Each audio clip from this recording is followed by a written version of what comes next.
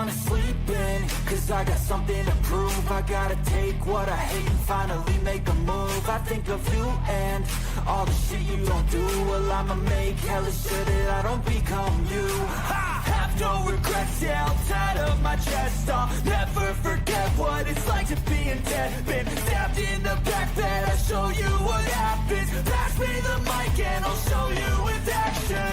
I feel this pain, you already know. Turn that to gains, let my money show. I've got these things that I can't let go. Watch me turn this life into something that you could never own. I feel this pain, you already know. Turn that to gains, let my money show.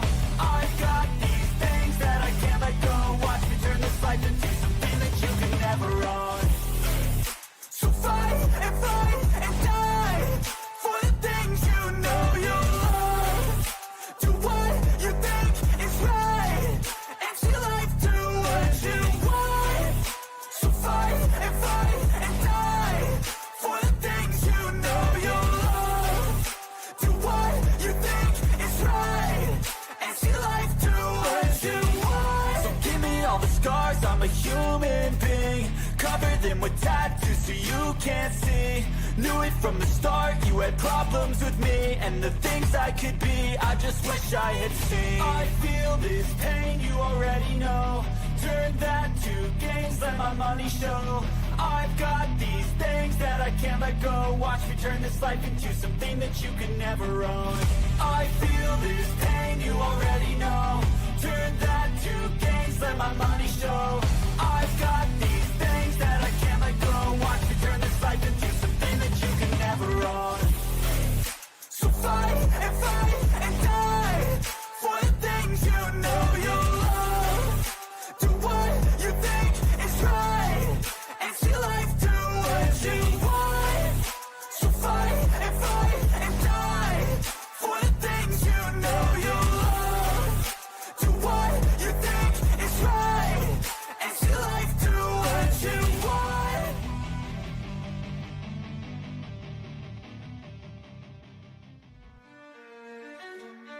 Little monsters and pretty little liars. She heard the cries but stayed inside. Her frozen shadow eyes open wide. Phone in hand, the clock ticks slow.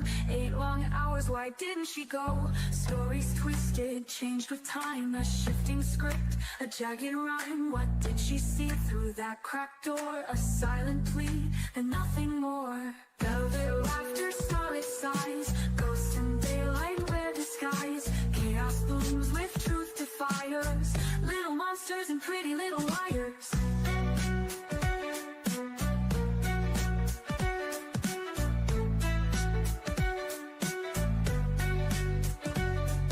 Laughing loud while sirens wailed. A hollow grin, her conscience veiled. Friends in blood, but where was she? A stage surprise for all to see. Blatant lies in neon light. Puzzle pieces don't fit right. Scripted tears and rehearsed cries, but the truth still burns behind her eyes. Oh, what a tangled web she spins, dancing lightly on her sins. Chaos blooms with truth defiers. Little monsters and pretty little liars.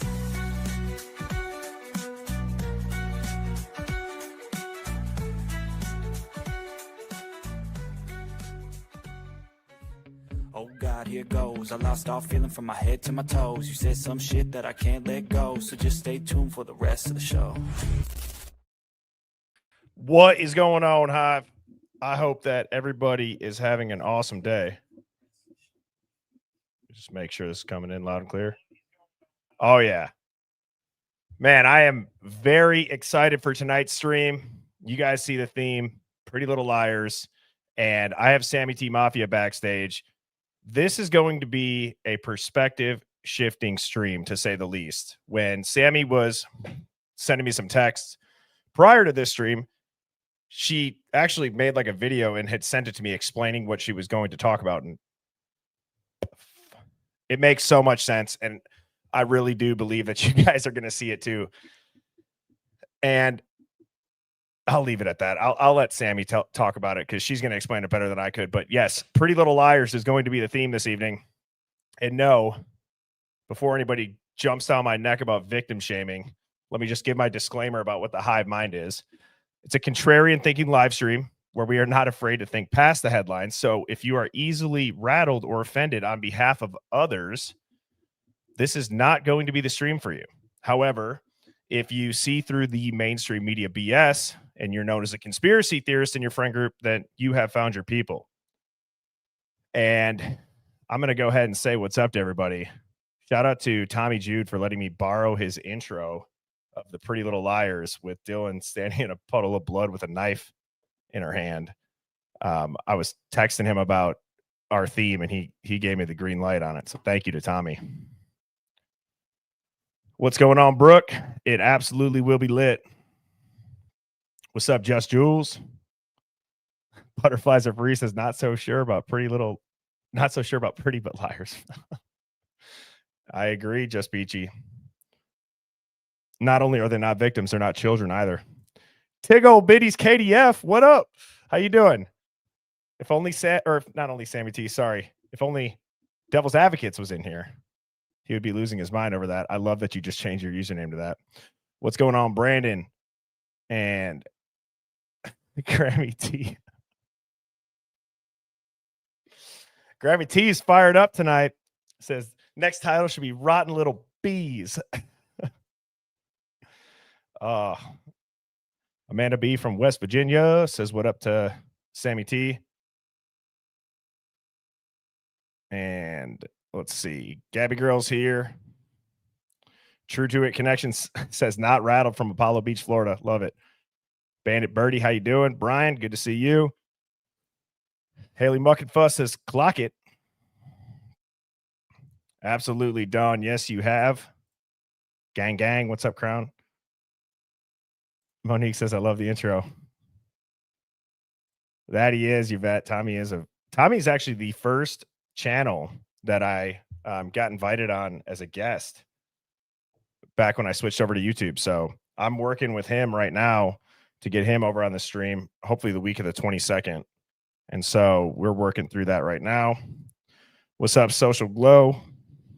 Z is back from Vegas. Did you win or did you gamble at all? Electra. Mary, good to see you. Queen Dawn, Discord Dawn, what up? Absolutely, Tina. I love it. Gabby Girl says she missed Sammy. Well, Sammy will not disappoint tonight. UFO Dog says what up? Growth Renewal. Was Gucci, my Louie. Haven't said that in a while. Smiling Sleuth, what up? We got Smiling Sleuth. Were you formerly known as Tooth Sleuth, or do we just have like two like sleuth or teeth-based sleuthers? Scout, what up? Halo Art. April in Texas, what up?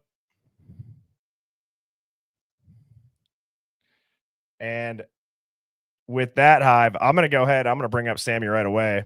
We got a couple of video clips to get through this evening, so we're going to do the question of the day. We're going to do Hive Mind Finds, and then Sammy will have the floor. And here she is. Hi, Hive. Oh, wait. Oh, where'd I go? Are you there? I'm here. Can you guys see me? I think it's loading.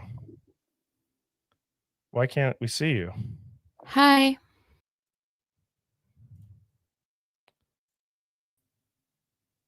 Why do I Sammy, keep popping on and off? Remember how this happened that last time? I think you got to just back out of the studio and come back in. No worries, though. Wait, that happened hold on. before, that fixed it. Wait. Is it? We're all good, Hive. Seems to me that technical difficulties are somewhat regular for me for whatever reason, but I just saw Grammy T. Thank you for the $9.99 super chat. That's an awesome username, Grammy T.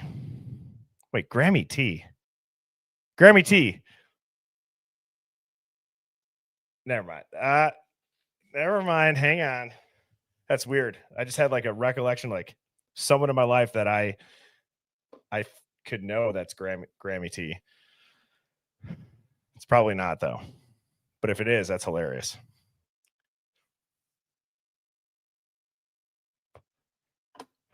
So we are just waiting for Sammy backstage. Where's everybody tuning in from while we're waiting for her?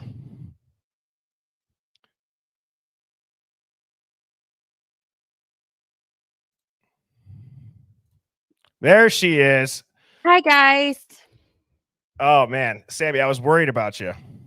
I don't know why, and I was sitting backstage for so long. That's so weird. I hate technology, but luckily I didn't throw the computer. Yay! Nice. That's good. That's good. That's good. Okay, so I don't want to like overhype this theme or this topic, but one of the things that I really want to get into this evening is I also want to dismantle a little bit of the narrative on the crime scene photos. And so yesterday, as we all know, I'm sure if you went on social media, everybody saw what happened with Charlie Kirk. And this is not I here was to devastated. it is not here to discuss it on that point because everyone can have an opinion on that. But that's gory as fuck. Excuse my language.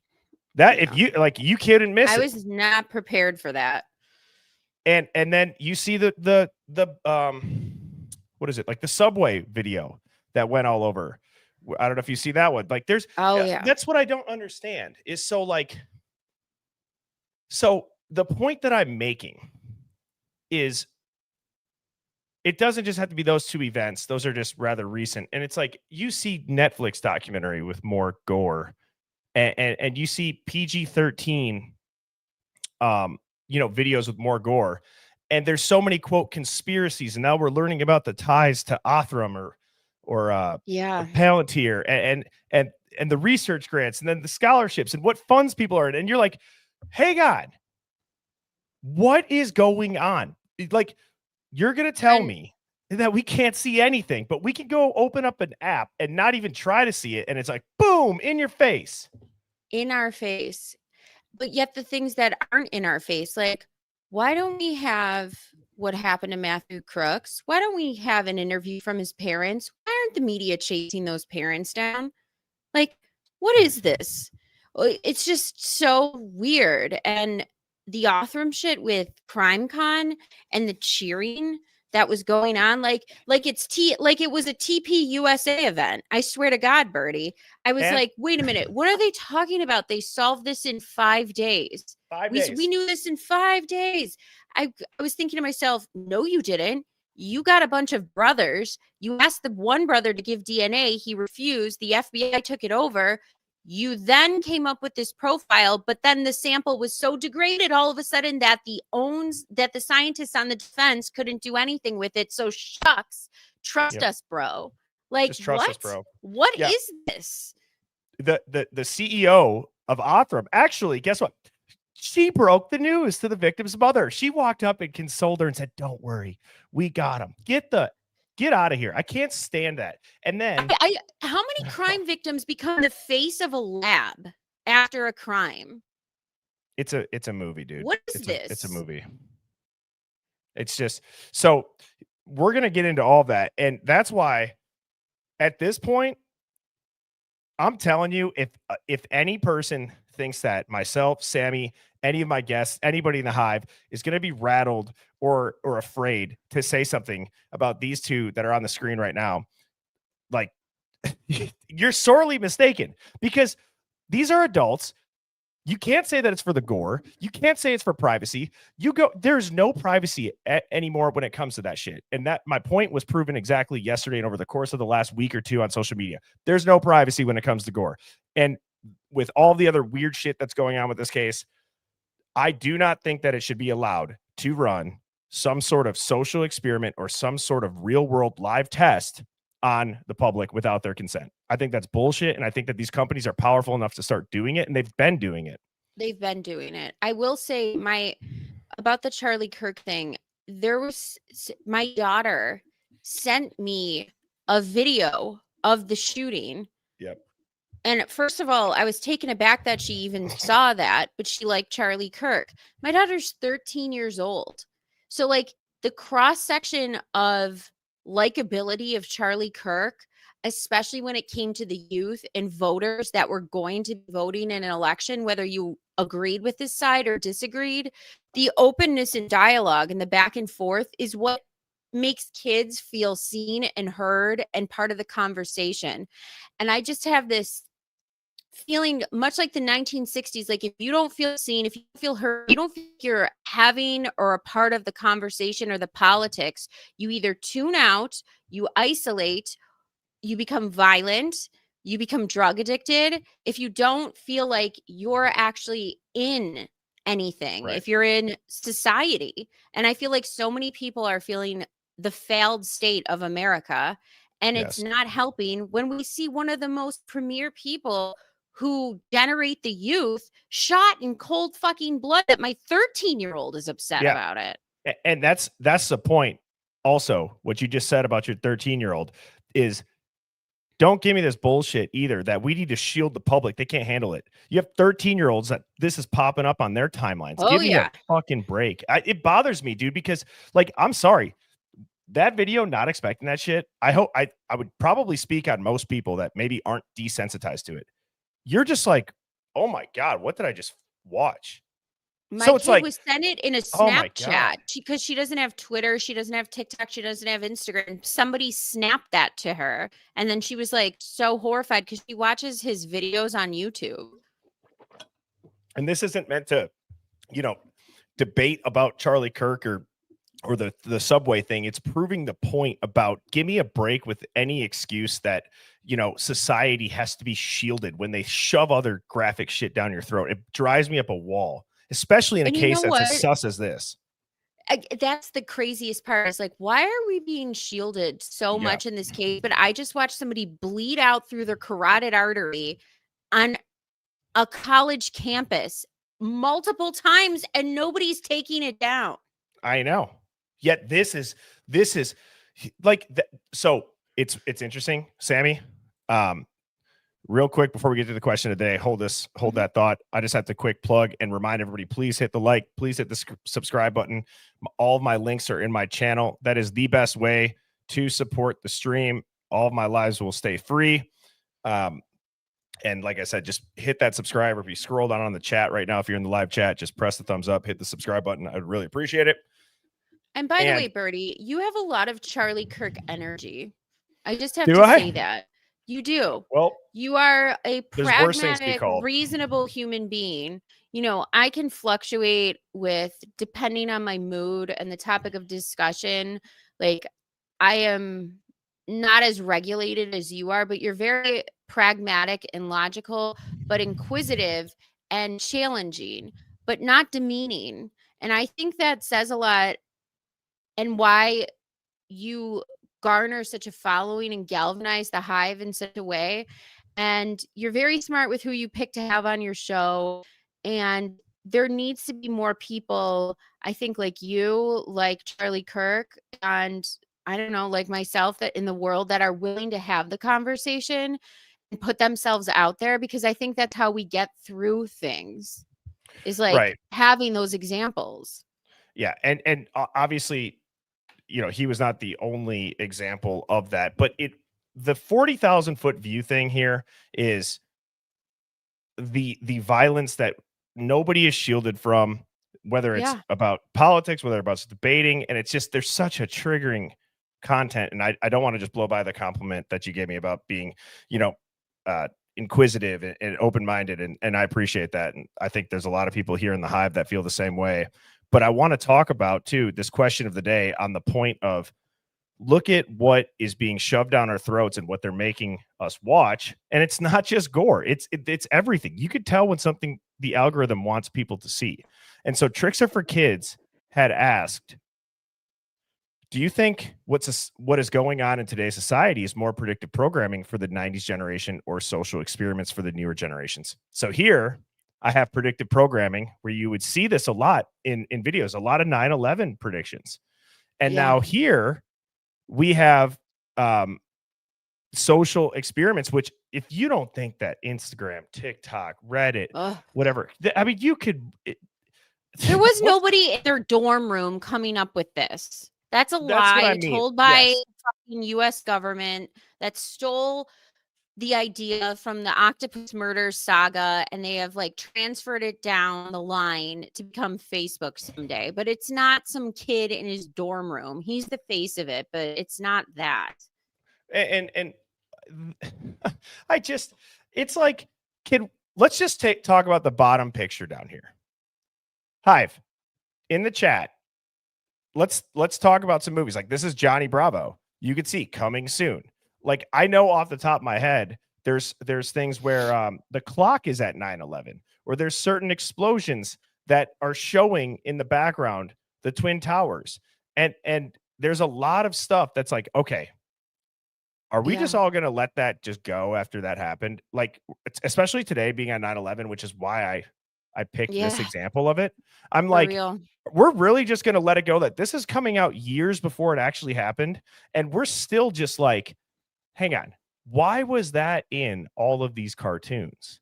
And we're just like, but that's because they keep us busy with it. We need to fucking work to live. We don't have time for, X, Y, or Z. And it's just like, there's an entire system. And it was probably bad back then. These things up here, dude, we are cooked. We are cooked. I don't even know how we get out of it at this point, because they can shut that down right away.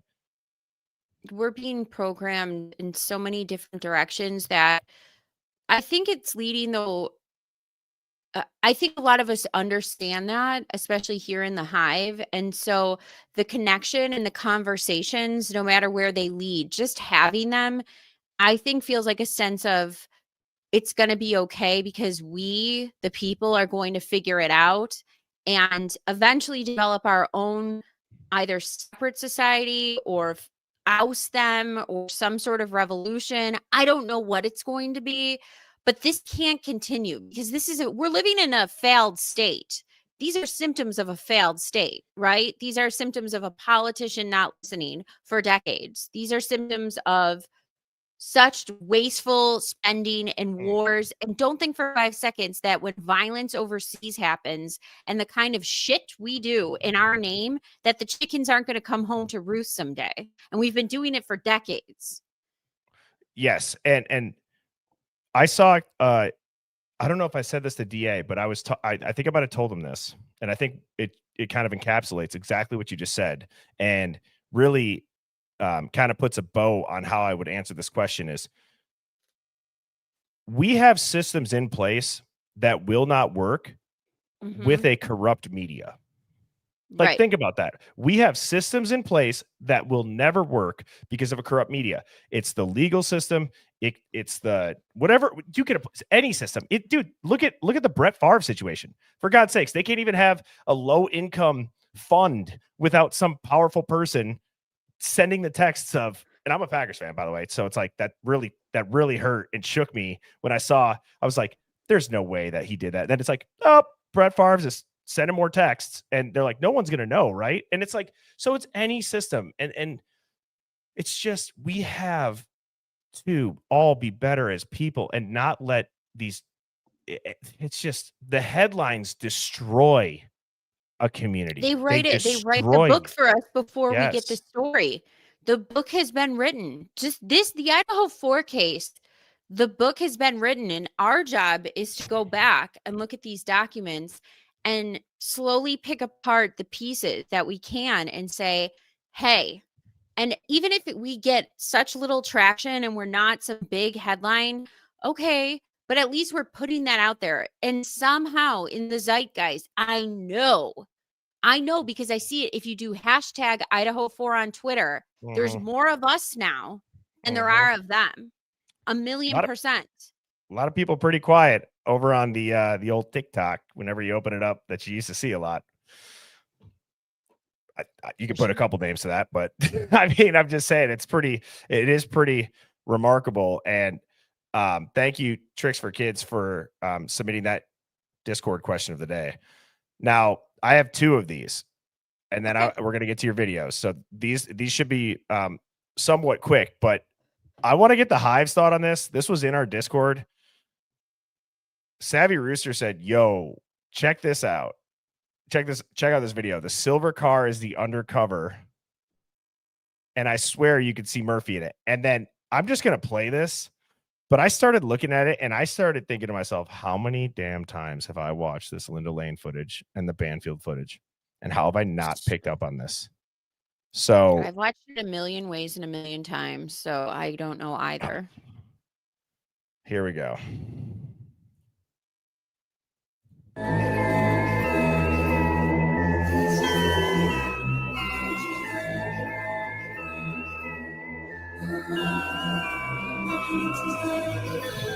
That's hard to see, but watch this. It's the same fucking car.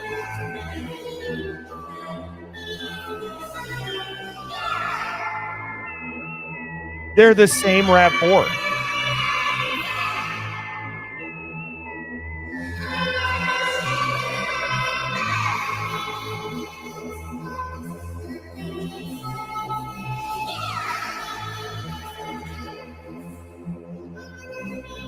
So,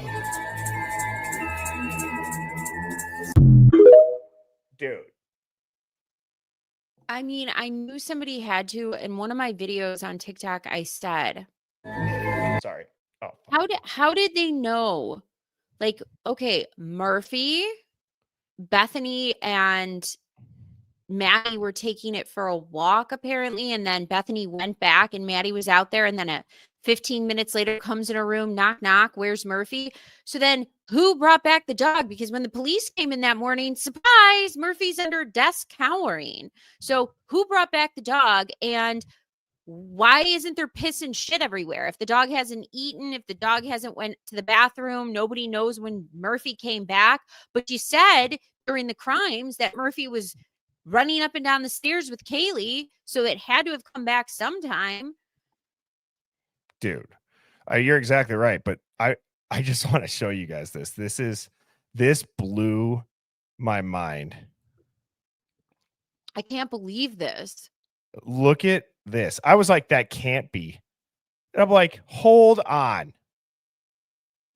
Shut the fuck up. Are you joking me? Let me count the spokes.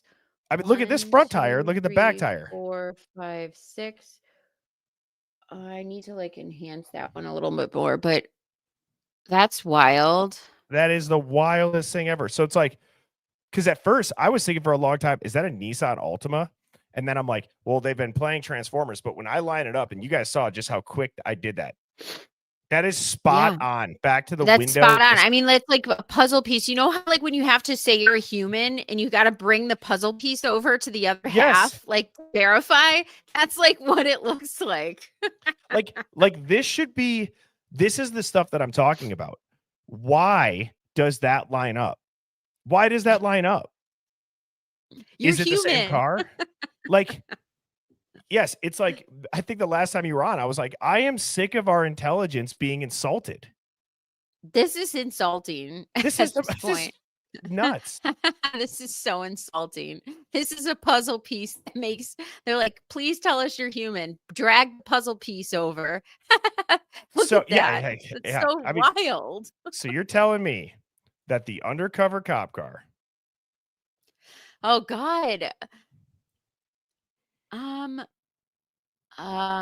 mean, it's obviously this is taken from a far away, but it's like, dude, that shit looks, and it's a different angle. Like, meaning it's up, but look at the bottom. I can't tell the mirrored color. Well, it's hard to tell because that one's in black and white, so it's reflective. So I don't know. There looks like there's a light above that car too, in the black and white. Like you could see the front. There's some sort of light being reflected onto the top of it. I just think that. I mean, Hive, what do you guys think? Do you guys think that that's the same tire? Because that looks pretty. Let me see the window shape. Bring that other one down. I noticed. I don't know. I would say to me it looks very. Again, the Banfield pictures are all fucked up. So like that's another thing. Is like if you ever just take a frame of anything in the Banfield, it's the most distorted, weird, like the cars change shape as you're watching the body cam video. All of a sudden there's like crumples of things in front of the car, or the colors change, or it's so bizarre, the Banfield footage and the body cam. So I don't even know if that's what the car looks like necessarily on body cam because it's so bizarre and distorted. But look at that. Look at where the mirror is. Oh, I guess that's wild. Yeah, here. I'll line it up exactly. So the mirror, I should put it transparent. Well, it's also shaped in a different, like it's facing a different way. So like that one looks like, you know how you pop your mirror out and then you push it in a little when you're parking because you don't want somebody to hit your mirror. The one in the lane looks like it's pushed in a little. Okay. Oh shoot, I got the wrong one. Okay, hang on. So I'm gonna line the mirror up right there. Make this go out. Uh-huh. I mean, the tire's there, the mirror's there, and the tire's in the back. Okay. Now, obviously, I got that. Yeah, look at see like how the mirror's pushed in a little. Like when you don't want somebody to hit your mirror when you're parking next to him, you push it in. Yeah, and some cars have like an auto button. You know what I mean? Or like I don't know. I've had a car before. Like when I get out, like you just press it, it goes. Zzz, you know. Yep, I have that. Yeah. So I just saw that it's a different angle, right? I'm not saying that it was 100%, but it is much closer than you'd expect, to say the least, right? It's surprising that I never caught on to that, but yeah, that's interesting. This is mirrored, which is also wild. Why would that be the same car? I don't know. Wait, don't know. Birdie, Sammy, don't you know that it's very normal on a camera where all this weird shit happens and we have no other answers, that it just so happens to look like somebody mirrored the camera and hid this? Don't you know it's just like they just happen to be screaming all on the audio in the Linda Lane parking lot, but we're not taking that into consideration. So no third party culprit. Sorry. And then so anyways. Sherlock's post get taken down? What? Sherlock. Oh, I don't know why that would do that. This is going to blow your mind, and I need to play this. So here's a volume warning. Please retrieve your nearest tinfoil hat. Place hat firmly on your head. Sherlock, you're a very good writer. Genuinely. Yes, I mean that. Like it he's so engaging. Yes. And so here's what I'll say. This post should, like, I'm not saying there needs to be like a congressional hearing. That's obviously like very extreme. But if there's a lawyer or if there's an attorney that just wants to get Brian off because of reasonable doubt, that'll make that task would look like preschool compared to what Sherlock is laying out right here. Okay. So I'm trying to frame this in the right light. So Sherlock said, many have been talking recently about Kaylee receiving some type of post-education grant from Othram or an Othram affiliate before these crimes happened. I don't know too much about that, but it reminds me of Michelle McNamara, a wonderful web sleuth and book author. You see, Michelle also received a grant from Identifiers International, a precursor to Othram, right before her untimely death too. Michelle mysteriously died in her sleep with no natural explanation, and cause of death was inconclusive. And what was Michelle doing before her mysterious and unexpected death, you might ask? She was working with Dr. Ramsland, just like Brian was. She was interested in criminal mind and trying to catch an infamous serial killer called the Golden State Killer. Shut the front door. Dude, it gets weirder. Is she the one who was married to Patton Oswalt? I don't know much about her outside of this post, and I know a little bit about how she married to the comedian. Yeah. Yes, she was married to the comedian. That's crazy. So, yeah, exactly. Cole's like, what did you just say? It's like, what the fuck? I know. This is wild. Okay. And I always thought the death sounded so weird because I was like, wait, so she took some Xanax, you drove the kids to school, you came home and she was dead? Dude, it's like, it's just like Dr. Ramsland's just waiting there like, I have so much business to attend to. You know what I mean? Like, what is she doing in these studies? So what are the odds of that? Yeah, what are the odds? I'm sure it's a coincidence. Once Michelle announced online that she felt like she was close to cracking the case, the authorship grant was offered. Despite accepting the grant, many say Michelle voiced public concerns online about the ethics of catching killers using IgG, and she felt something was nefarious about IgG in the weeks leading up to her death. Online posts that conveniently got wiped from the internet right about the time she passed away, having only finished half of her book. I believe the autopsy results claiming she died from fentanyl are completely made up. The mainstream narrative was clear that she passed away from prescribed medications. No doctor is going to prescribe Xanax, fentanyl, and Adderall all at once. It's just so silly. Nobody who knew her believed she was taking Adderall or fentanyl, although she did have a Xanax prescription. Soon after this story fell apart about the inconclusive autopsy, the media suddenly ran with the idea that she had a, quote, heart condition. But this contradicted the first autopsy, which said her heart was fine.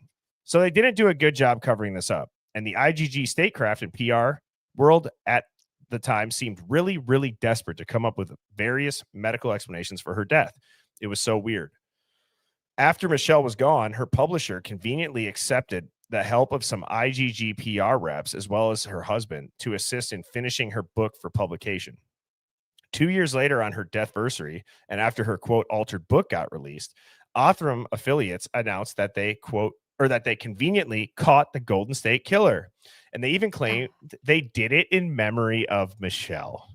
Yeah, These sick I remember MFs, this. dude. Oh, yeah, we did it in memory of Michelle. Remember, Michelle, when you tried to burn this house down, this ship down, this IgG gold mine that we had coming? Remember when you tried to do that? Yeah, we did this for you.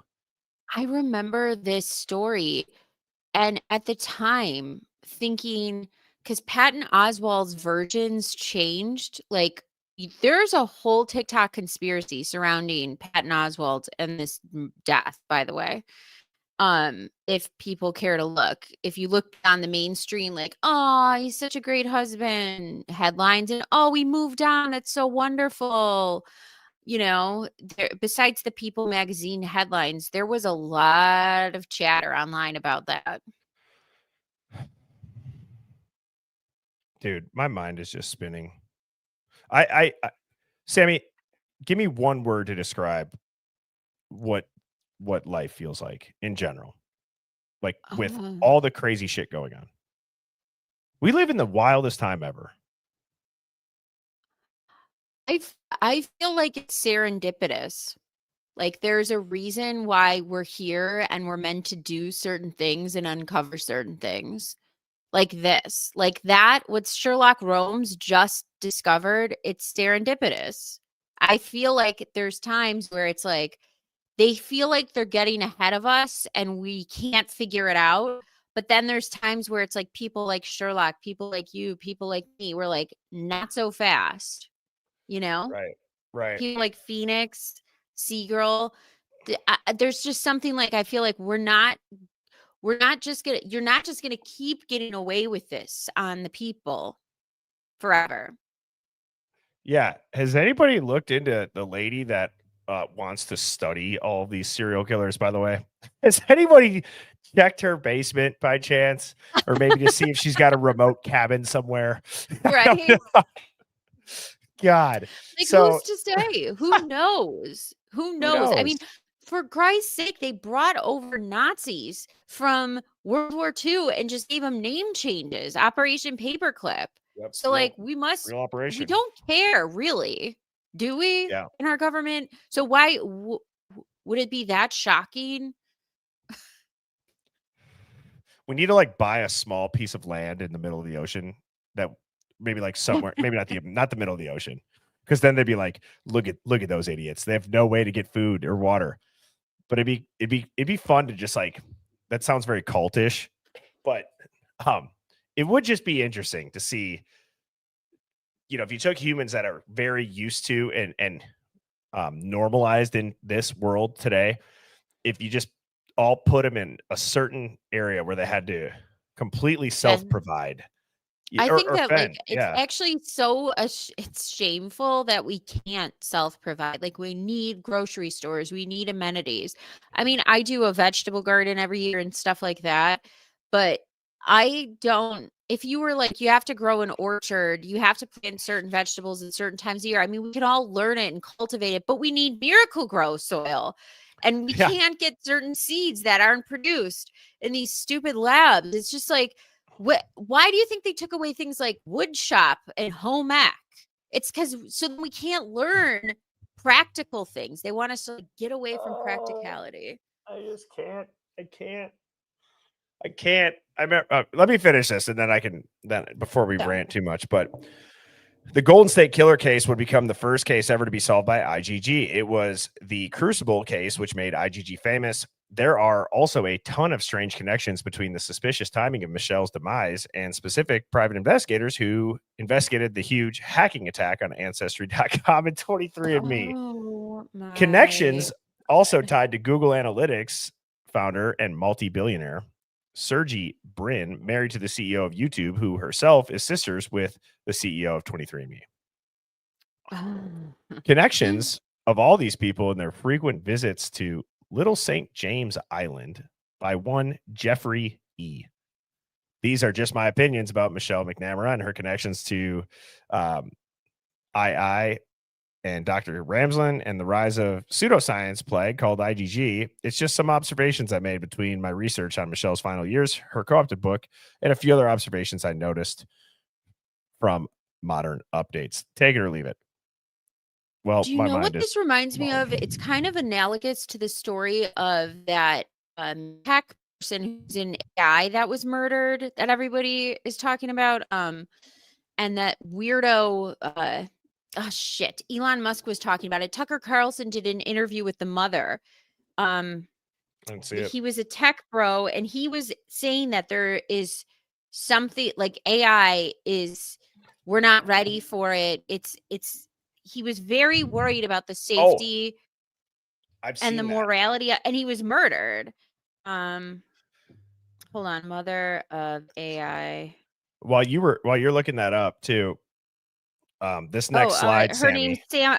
Question Sam Altman about OpenAI Oh, whistleblower Suture Balaj. Conservative commentator Tucker Carlson questions Sam Altman about OpenAI whistleblower Suture Balaji's death. So Suture, yeah, yes. So yeah, he was murdered because he started red flagging the shit out of what's going on with AI, and he's going to report it to Congress and talk to lawmakers and say like, this isn't ready for prime time. Like there's major safety concerns here, morality concerns, safety concerns, and then clearly murdered. You know what bothers me? Like drives me up a wall. I can't even watch it anymore. Is these hearings, those congressional or Senate hearings? Why is it on a time slot where you ask a question, they say two words, and they're like, all right, and next question. Like, what are we doing here, guys? This is a waste of everybody's time. We're getting nothing out of it. Time. Yeah, I'd like my time back. Yep, credit that, and just. I'd like to just make myself look pretty great for 5 minutes and stump speech for myself and then not ask any questions because I'm not going to like the answers. So that's what basically hearings are. It's disgusting. Reclaiming my time. Yeah, reclaiming my time. Let me get a soundbite of trying to shit all over somebody and not actually get to the problem because at the end of the day, I don't care about I don't the public know how as long as they vote for me. I honestly don't know how people sit there in those hearings and not just say, you motherfucker, reclaim this. Reclaim this. Dude, I'm telling you, I am not made out for any type of conversation that is in that please. setting. I'd be thrown out faster than George, whatever the fuck his name is, in New Jersey. Yeah. I mean, dude, George Santos. Yeah. They can't. take one look at me, they'd be like, bye. Yeah, see ya. She gone. Yeah. Okay. So want me to get into this? Yep. I hope these are in the right order, by the way. If they're not, I can click by them. This is. Okay. Well, I have been following the Dan Markel murder case for about 10 years. And Dan Markel was a law professor, very religious. He was Jewish, and he married this woman named Wendy Adelson, who became Wendy Markell. They had 2 boys together, and about 6 years into their marriage, they had this terrible divorce. And about a year into the divorce, Dan Markell was shot in cold blood in his garage at his home. The murder went unsolved for about 1 year until the FBI did what I'd like to call a bump. A bump is when you give something to somebody, and the FBI gave the mother of Wendy, so the mother-in-law, a note and said, hey, you got two-tone needs to be taken care of, ... And so now they start all going on the phone with each other. And the murder plot unravels that her mother, her brother hired 2 hitmen to murder Dan Markell.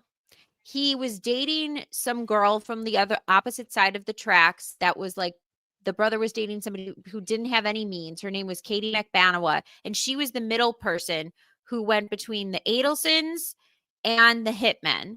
And so this is how this all started. Now the prosecutor in Tallahassee, Georgia, is taking these mother effers down one at a time, and it's beautiful to see. Donna Adelson was just convicted of the murder for hire of Dan Markell, and she'll be sentenced shortly. Wendy has been given immunity throughout this process in order to testify for the state against her brother and her mother. But I feel like her time is coming up next. But one of the things about this is that they talked about in these podcasts deception, language deception, and these forensic language deception, and how you can see when somebody's being deceptive and the tells for it. And one of the main things that gives Wendy away is the morning of the crime, she went out of her way to drive down her old street after the murder was done, right up to the crime scene tape, and turned around and then went to the liquor store and went to lunch. The pathologist, the forensic language pathologist person who does this deception stuff said that is telling on herself. She couldn't help herself. She had to go and see for herself that this hit actually happened. She went up to that street because she just fucking had to do it. Morbid curiosity, had to see for herself. That essentially is telling on herself. And that it hit me like a ton of bricks, guys. I was like, just like when Dylan had to walk by Xana's door and see her lying there. The only fucking way Dylan didn't run by that door, because that's not the way the house is shaped. She would have had to walk up to that fucking door and look in and see her lying on that fucking floor, guys. And she had to do it. Why? Because of this, the same thing. And I went, boom. That's exactly why she had to do it. Like it's something that's telling on herself, and she had to tell the cops. Just like Wendy had to tell on herself. I drove down Trescott. Dylan had to say, I saw her laying on the floor at some time. She had to tell on herself. Yes. When you framed it that way, think about that, Hive. If you knew that something happened, why and then you heard it, like even if you weren't out there, but you knew it was going to go down, and then you heard it, and then it's quiet, what are you going to do? You're going to go fucking look. And they checked their location. They couldn't help themselves. They couldn't fucking help themselves. It's so, and then here's the clip. And when I watch these clips, Sammy, I'm like, I would just love to see if DM could do even half as good of a job as this. She's a good manipulator, Wendy, but this is where she fucked up, is when the interrogation, and she told on herself. The cop had to stop. You'll see in the clip, and was like, wait a minute, you went down Trescott today? It's 20 minutes out of the way. It's just like, Dylan, wait a minute, you walked up to the door and you saw her laying on the floor? She couldn't help herself. And then it makes you start to question Hunter when he said, I checked your pulse. And then I checked your pulse. This whole case just triggered me to think of, whoa, no, I got to go back and I got to start forensically analyzing the language and what their tells are. So that's what I'm going to start doing next. But I just wanted to like get into this just to kind of like creep this into your head and like make you think of like this as a tell. It's a tell. Yes.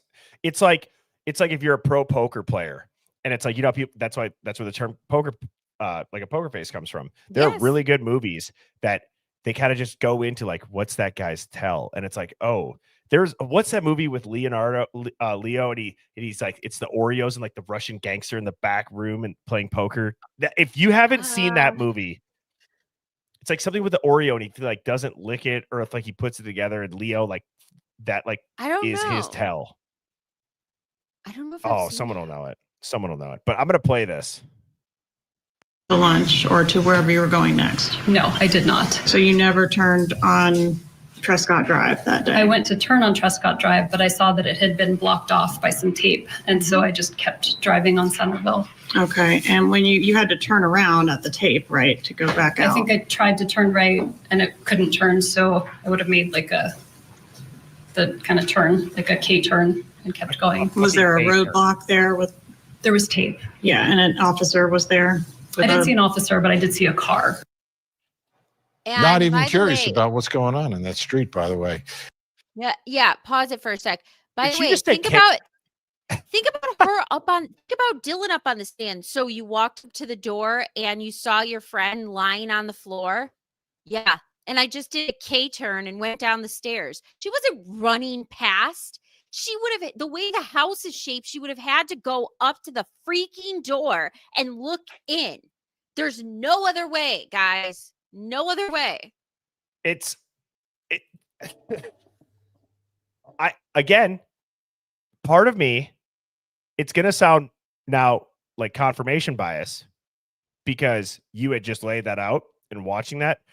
Mm-hmm. I could tell immediately when she messed up watching it the first time when you had texted me it. It's very obvious. People get a tone. She starts over explaining. She makes up a turn that a K turn, for God's sakes. Unless I have been out of driving school that long, I've never heard of a K turn in my entire life. I've heard of a Y turn. I've heard of like parallel parking. I've heard of reversing. A K turn, I've not heard of. How would you do a K? Because you've been thinking about what you're going to say this entire time. Exactly. So, and that movie I think it was Rounders, and it was Matt Damon, not Leo. And Tony had just been like, check. That's all you do is check.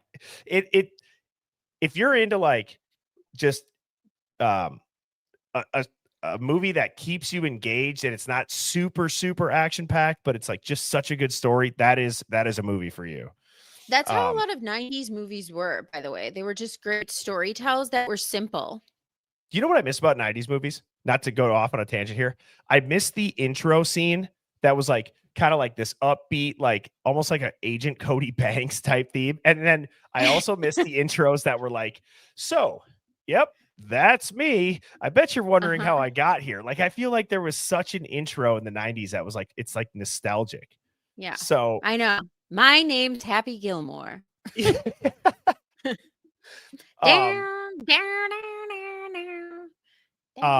Is this clip over? You can keep playing. You can keep okay. Playing. All right.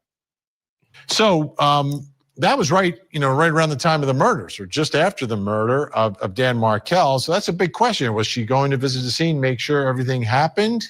Yes. Is that evidence that she knew something here? Julie Janae went back to this scene and has this report for us tonight. What did Wendy Adelson see when she almost drove by a crime scene on July 18th of 2014? We're on Trescott Drive, where Dan Markel lived. And on the day that he was murdered, his ex-wife testified that she took this very street on her way to a liquor store before she was notified he'd been killed. Prosecutors allege that if she had no involvement, then the police cars and roadblock and crime scene tape on this street should have raised her alarm. When you drove to ABC Liquor, you tried to go through Trescott. Is that fair to say? It was blocked. There are other ways to go to ABC Liquor, right? You could have gone down other roads. I don't have the best sense of direction, so when I find a route, I just kind of keep using that route. We retraced Wendy's route that day. She would have been coming from Centerville Road, a more commercial street, and she left Centerville to pass through Benton Hills on Trescott Drive, a much more residential road with several. I'm sorry. One news outlet couldn't do this for the Idaho 4 about any of this shit. Not one outlet could just be like, you just happened that day. That just happened to be the day that you heard screaming and dog running, that you walked up to your roommate's fucking door and saw her lying on the floor and sat on your fucking hands. Oh no, I'm sorry. Wait, you went on TikTok, you went on Yik Yak, you went on Instagram, you put a contact in, you're calling your parents on social media apps, which who the fuck does that?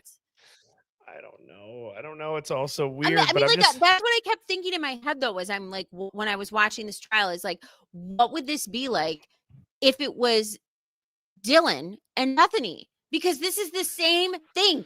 You walked up to this crime scene and you did what? Yeah. And you told on yourselves.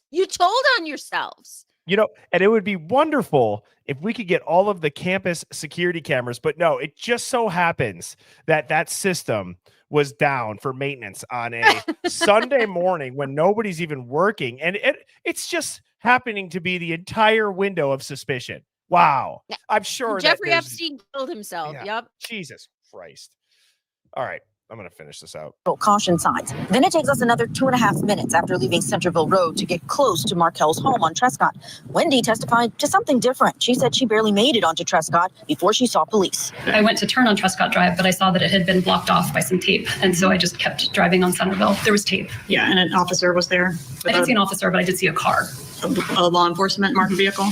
This is around where that police roadblock would have been, according to the officer on the scene's testimony. Wendy claimed she couldn't see what was happening at Markel's house from her car. It's the one you see there with the brick mailbox. It's about 2 houses from that speed hump sign.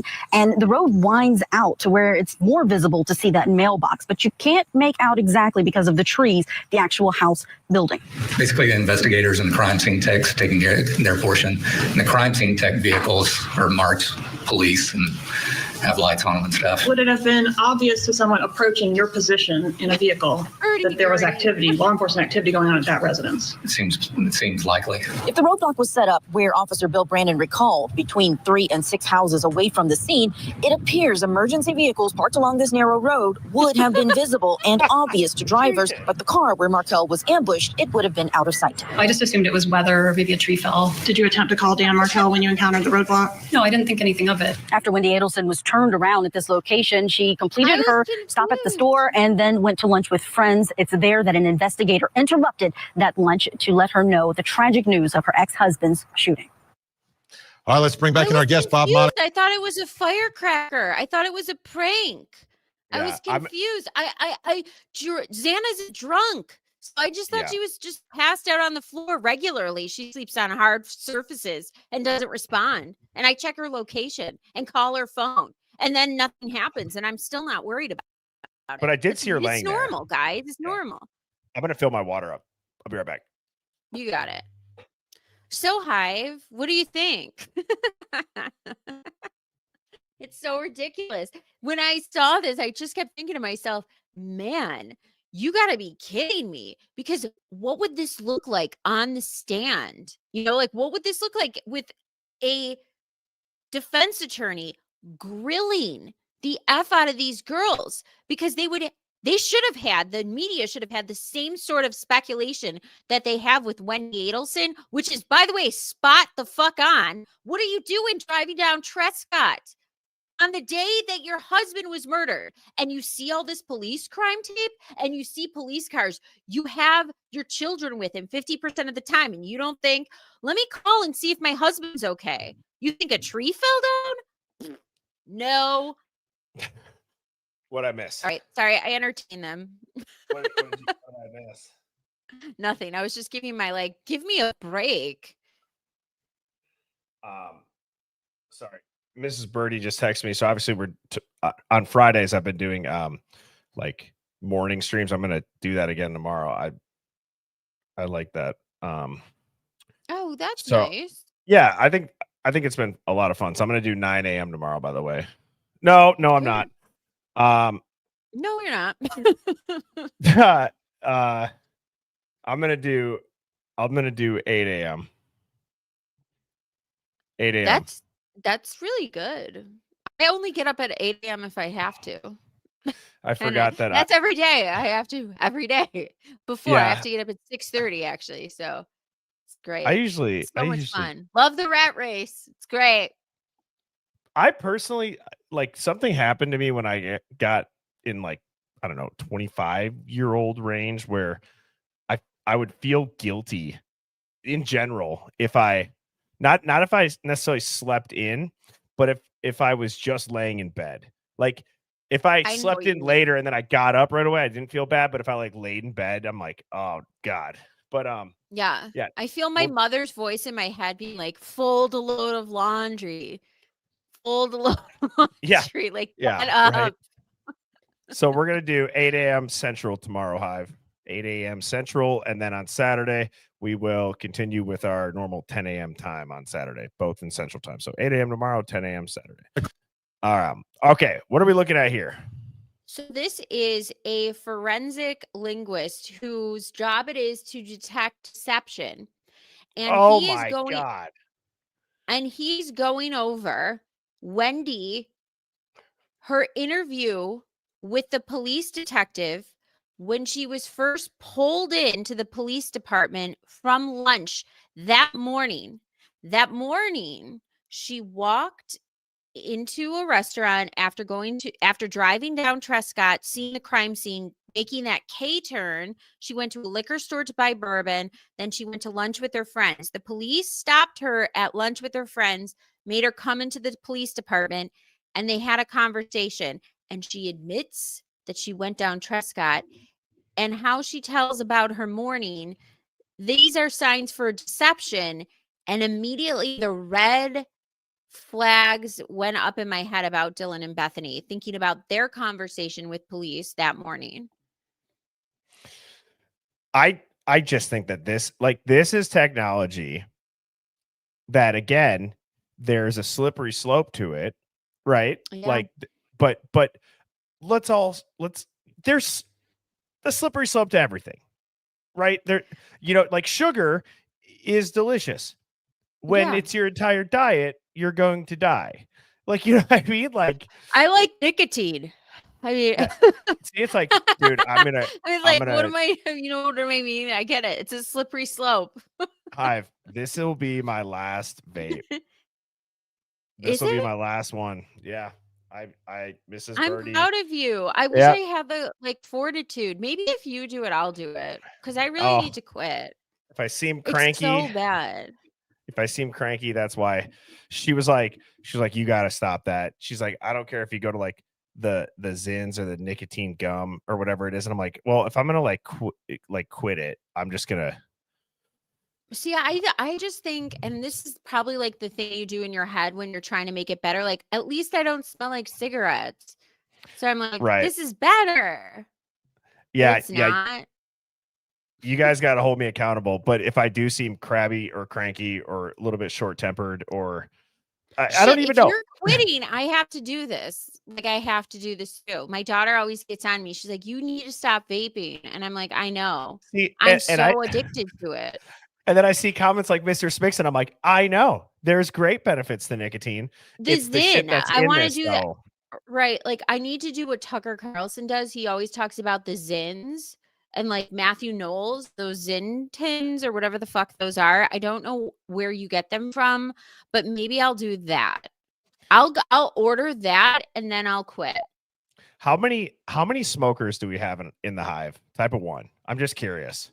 I mean, so 2. And I guess to take that as you want, because you'd be like, well, I smoke meth. Does that count? Like, no, I'm not talking that. That was supposed to be funny, Sammy. Sorry. Oh, no. I'm sorry. I was reading the comments of like all the support. People are so supportive in the Hive. I just love them. Wow, I there's a lot. love them. People are like, we look so young. And I'm like, I know. Good for us. Man. I mean, I'm going to be 40. I did not know you were that old, and I'm not just saying that. I know, it's wild, right? Like, I can't believe like, that feels so old to me because I remember when my mom was 40. Like, I don't remember her in her 30s. Like, I just kind of blocked that out. I must have been like, I don't know, not paying attention, but I remember her turning 40 because we put all these flamingos on the lawn or something. And now I'm like, I'm gonna be 40? Like, what? It just feels Wow. wild. Dude, I'm gonna go hard for like 1 year. Like I'm stopping this vape and I'm stopping drinking. I'm gonna do my best on that. Like I gave myself for the drinking, just Yeah. knowing myself. Like it's got to be one of like the big 3 holidays coming up, like New Year's, Wouldn't it be Christmas, so great, like Thanksgiving. the way Charlie Kirk and like Candace Owens are, like they didn't drink. That was one of, I don't know if anybody gets a chance, but watch Candace Owens live today, where she talked about her relationship and best friendship and like almost sister brother relationship with Charlie Kirk. And she said one of the first things they both decided to do in their young 20s when they were getting started was we're not going to drink. And that was like a huge part of the industry. And so You know what's I think that was like inspirational. Like to me, I was like, you know what? It was fun, but so what? Well, and it's like both Mrs. Birdie and I, like we'll go up north and we'll throw some back type of drinking. Like we're not drinking during the week or anything. My weekends, how I feel for how hard I go sometimes up north, it's not worth it, dude. I can't take it anymore. Kids though, if you had a kid, I'd be like, I don't binge drink anymore, except for like a Bills game, I would, but that I wouldn't have her, you know. If anybody wants to go on this like intentionally making yourself cranky by quitting nicotine and drinking. I'll be such a miserable we need a support group. We need a support group, especially I'll be like for this. Corrado Soprano. Be like, I mean, what happened to her? I blame the women in my life. My grandma and my mom were just before me. My mom was smoking darts, but my grandma Jay, dude, she used to smoke 2 packs of Virginia Slims a day. She quit. Same. I was just gonna say, I had grandparents too. Quit cold turkey. My they didn't grandma, tell them it caused cancer back then. My grandma keeps them in her freezer still just to look at them. You know what I mean? Like, like a mausoleum of smoking. I literally remember being like 18, like, what the hell is this? And my grandma just says it like in like a smart ass tone, like she likes to look at them. Museum of smoking and the good old days. You open the fridge and it's like Mr. Sandman, dun, dun, dun, dun, dun, bring me a treat, dun, dun, dun, dun, make him the cutest. And she did that since she was 15. Like she didn't quit till she was like 70, dude. So like, just like. I mean, I'm like, there's got to be something that gets passed down. There's got to be like generations. I had 2 grandmothers that would light a cigarette in the morning. It'd be cigarette, one in, one out, and they light one with the other, and it was all day.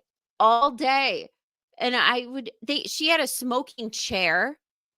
Yeah. So like she would, when she was a little bit older, she'd fall asleep in the smoking chair, and it's the smoking chair because it had burn holes all over the chair, and it had like a beer bucket, but it was full of like gravel, and all the cigarette butts were in there. Oh man. Well, all right, I'm gonna move on to this next clip. What is this? Okay. This one, I don't know. I think it's one of those forensic pattern recognizing people, psychologist people. That was my Graham's exercise routine.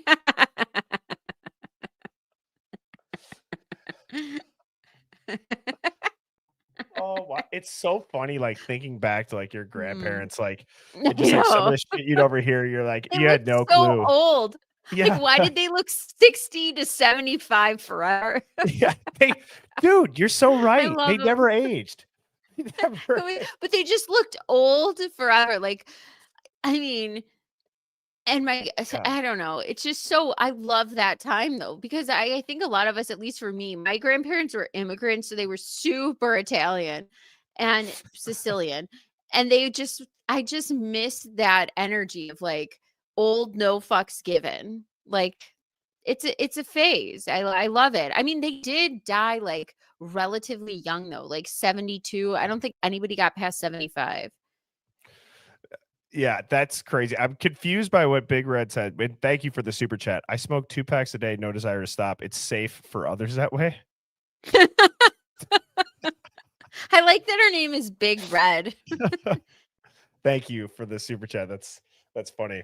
Okay, I'm gonna play this. Do you need to? What are we looking at here? Sicilian is different than Italian. Yes, it is. We do the St. Joseph's table and stuff.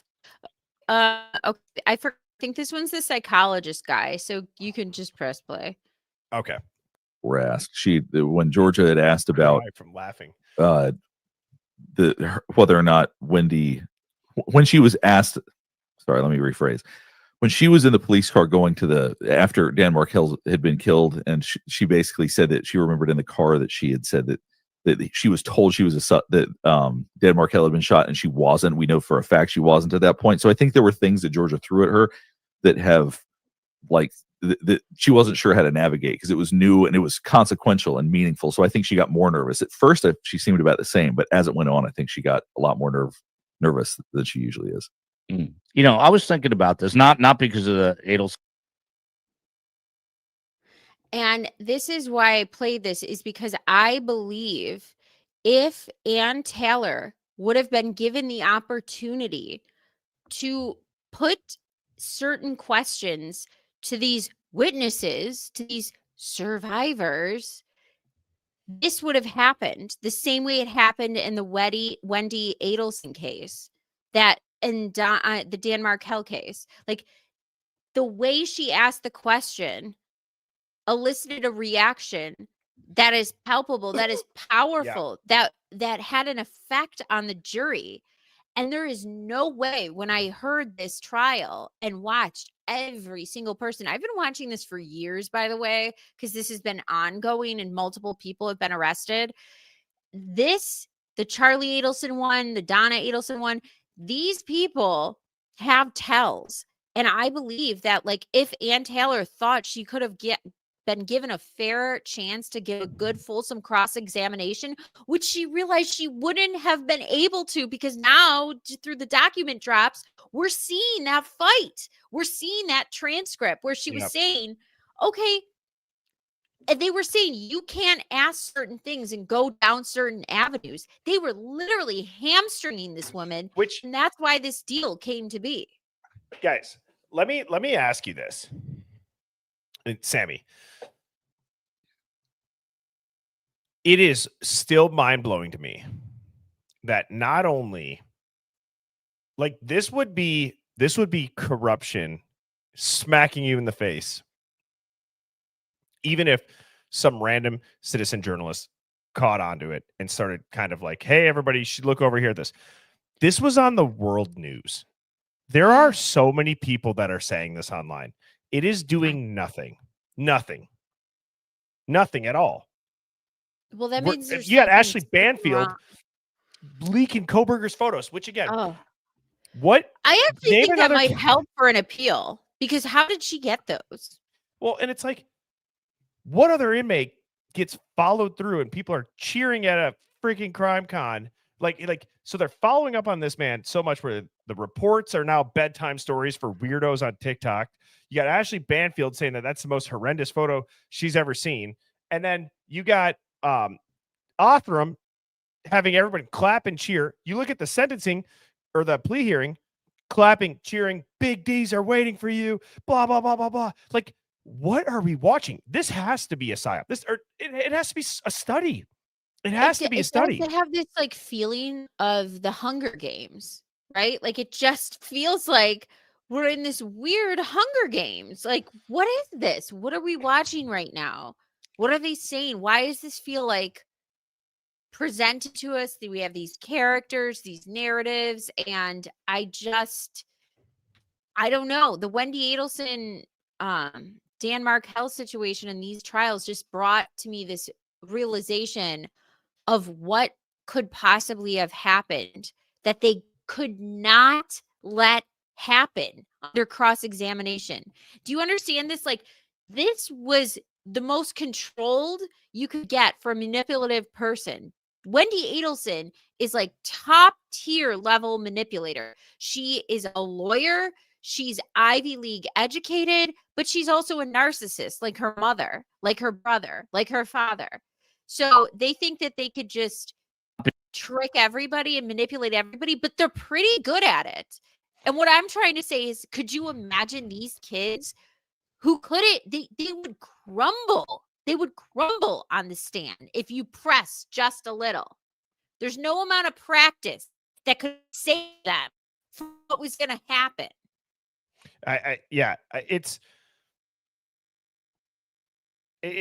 It's hard for me to even wrap my head around how that case doesn't go to trial in general. It doesn't go to trial because I'm reading the documents. Hitler was basically saying, you have to give He had them to be directed at it. He's got to be directed to do that. Right. Hitler was telling Bill Thompson how to ask things, how to make his arguments. He was hand holding that fucking clown show every step of the way in these hearings when you read the transcripts. I mean, it was ridiculous. That motherfucker needed a diaper and a bottle. Hitler was right there to hand it to him. I just can't. We could go on about it, obviously, as we have for months now. It's just, I don't know what else to do. You got people that are pointing out,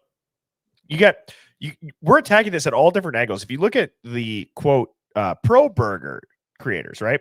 We're attacking it at all different angles. We have people that are like, the cameras are mismatched. The body cams are off. Their statements don't line up. The 911 call is odd. Then you have some people that are going deep into the documents. They're like, wait, isn't this concerning? Then you have people that are pointing out possible alternate perps, possible killers. Nobody's saying anything in the mainstream. Instead, Banfield's showing Kohberger selfies. Yeah, shirtless. Give me a break. Selfies. You fucking losers, dude. It's like, I'm sorry. The point I'm making you swear. I gotta stop. No, I know. That's okay. That's okay. My bad habits are contagious. It's like, you know how Devil's Advocate says like Mondays are his one night to like let loose and wear a tinfoil hat. Like Thursdays are my night to cuss a little bit more than I normally would. So it might be your fault, but it's my fault. It is. But I'm gonna go ahead and play this clip. Okay. I think that one's over. Yeah, you could do the Specifically next what it was. Isn't this? I don't know. Did we just watch that one? Maybe, yeah. This is a new one. Yeah. Specifically what it was. But there's something that George asked. It was really consequential. I think it was, why didn't you, did you call, or did you check on your kids after you found out that there was tape on the blocking the road or whatever it was or something? You know what area I'm talking about? Yeah, when she's driving by, you're saying? Right, yeah. And so like she asked, like, did you see how your kids were doing? She's like, no, I didn't. And she said it in a way that was like very much like, of course I wouldn't do that. That's a ridiculous question to ask. But of course, it's the only question all of us want to know. So there are times where she deflects using speaking that way. Yeah. Yes, and this is exactly gotta what say, Dylan and Bethany did. This is exactly what they did. Like, of course, we're just a bunch of drunk college kids. How would we know something's wrong? Even though everything they set up to that point with something was wrong. You heard screaming. You heard them running down the stairs. You saw or heard a firecracker under your door. And then you told on yourself and you walked up to the door and you saw her lying on the floor. And now you have to backtrack and come up with the excuses. And so when I'm watching this trial and I'm hearing the psychologist say this stuff, to me, it just is like, yes, this is what we need from these two. Yeah. Exactly what we need from these two. Right. I agree. And somebody had made a great point. They said, the entire world knows who Dylan and Bethany are. Why are their faces blurred? Literally, they still blurred it after the sentencing.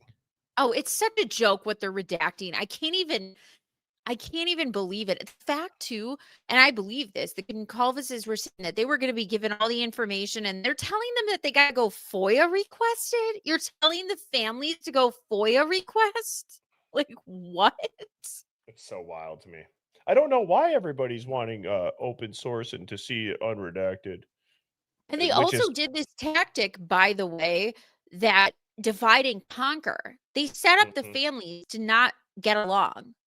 They gave certain information to certain families. They treated other families one way, some families another way, and that's obviously so they'd fight with each other, so that the house gets demolished in their conflict, so that way they don't seem aligned, so that way the prosecution won't get that much shit because some of them are on their side, right? So like the strategizing for the prosecution is so deceptive and devious. It's actually breathtaking and unconscionable. It's almost like you would want to study their predictive behavior. Yes, you would. I say that not even joking, because how do you not get to a point where you're just like, all right, fine, it was him. Like there's no hope. You know what I mean? Like I'm not saying that. Like you could say right now that you'd be like, I would never. And I'm not saying that I would do that either, or wouldn't do that either. But for 2+ years, your picture is all over the media. Everybody's looking through everything of your life, all that. Like I could see a significant amount of people getting to that point where like, fine, we'll just fucking say it's him. We're never going to get to the truth. Who cares? Authors wanting to sign me to be their spokesperson. Like, I don't know. Right. So I'm going to let this play. No, the whole family, they're not dumb people. I mean, they're smart people. Is there something about that? Like, is there an equivalence between intelligence and like you need to be smart to manipulate? Actually, I think it's being smart and manipulative can work against you, because you, like I said, with them, they think they overplay their hands a little bit. So they think they're going to get away with things. They overestimate their capacity there. So not necessarily. I don't think being smart helps you.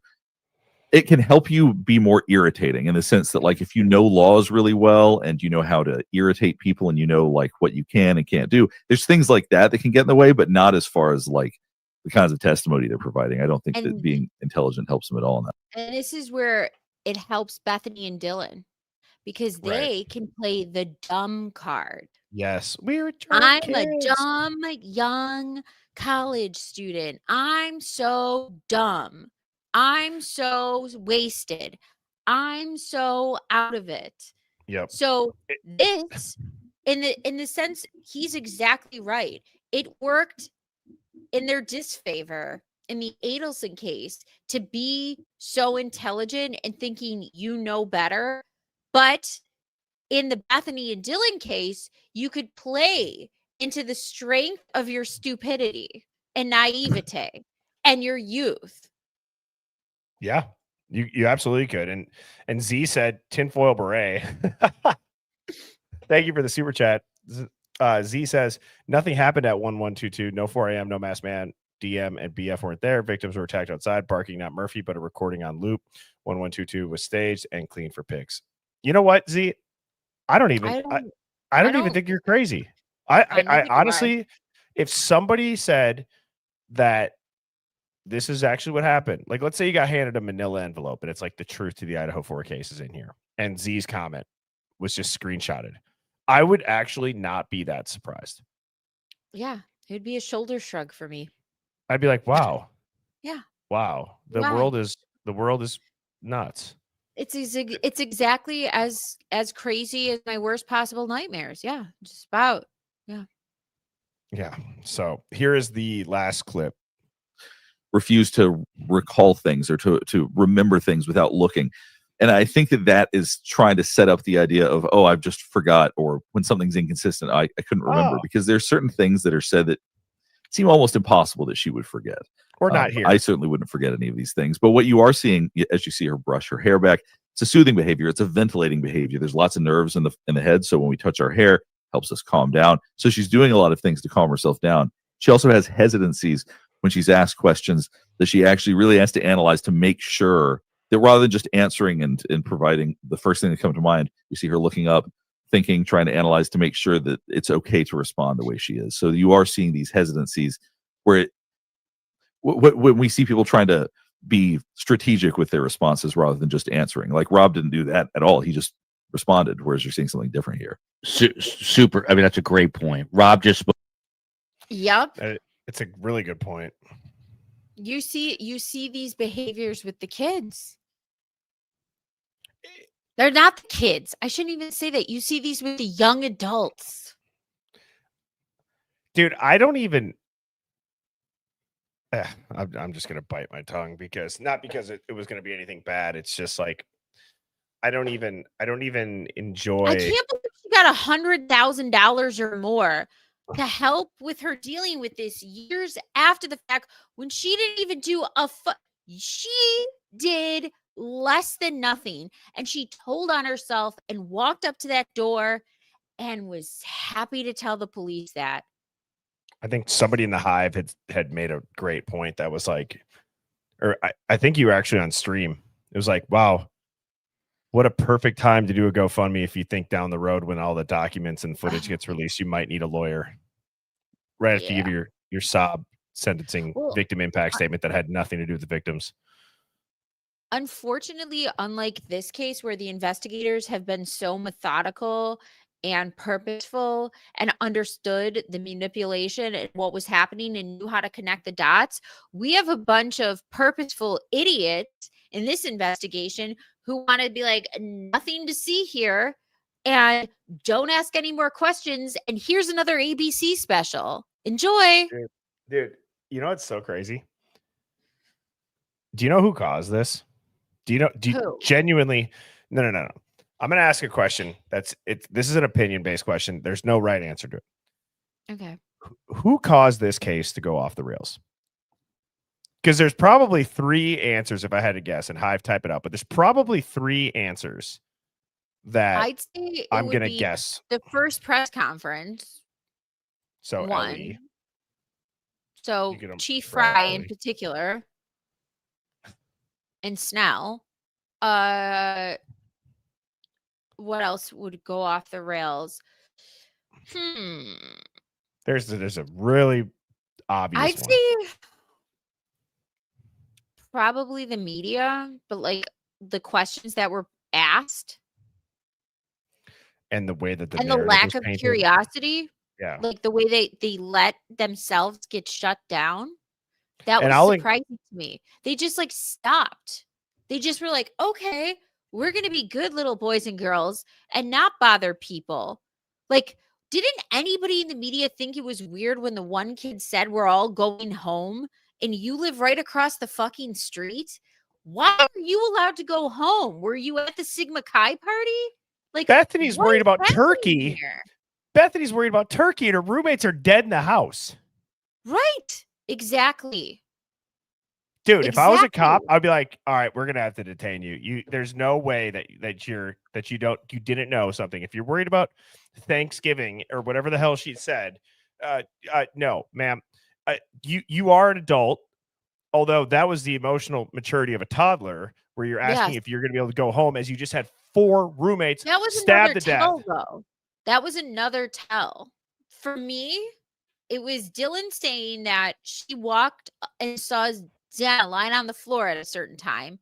And the other tell was that Thanksgiving. Am I going to be able to go home? Am I going to be able to get out of this? Is what she's asking. How long are you going to ask me questions? And the fact that she was comfortable of saying, I thought I heard a firecracker, but it was a prank and there's almost next to no follow-up. Are they hiring people at Moscow PD with an IQ less than 80? Yeah, look at this comment. Dude, that is a real point, I bet, bro. That is such a good point. Core, that's a sick point. That's top dog comment because you're right. Yeah, we just asked comment. that. Yeah, because why? It's going to tell you a lot. Exactly, dude. Exactly. Like, it's like, so that was an awesome comment. Do you see my face? Do I look thrilled right now? Or do I look fed the fuck up? Right. It's going to tell you a lot. Cora's right. I believe Cora is spot on. And Blue Eyed Candy, thank you so much for the super chat. I think they anticipated the inevitable release of the crime scene photos and tore the house down because they knew it would raise major concerns. Am I the only one that is just confused as hell too on like what are we looking at? People are like, no, it's Amino Black, and no, it's not blood, and no, it's not this. It's like, dude, I'm looking at it. I'm like, I don't give a shit what it is. It certainly looks like it was cleaned up prior to all those photos at the end of the day. The You know what I shit mean? was Like, moved around. Like, yeah. why are all the things that were on the why is Xana's name suddenly on the DoorDash bag? It's Sammy, it's making me like Oh, I'm crazy. I'm crazy as fuck with this. Do you know like what? it drives me crazy. It makes me crazy.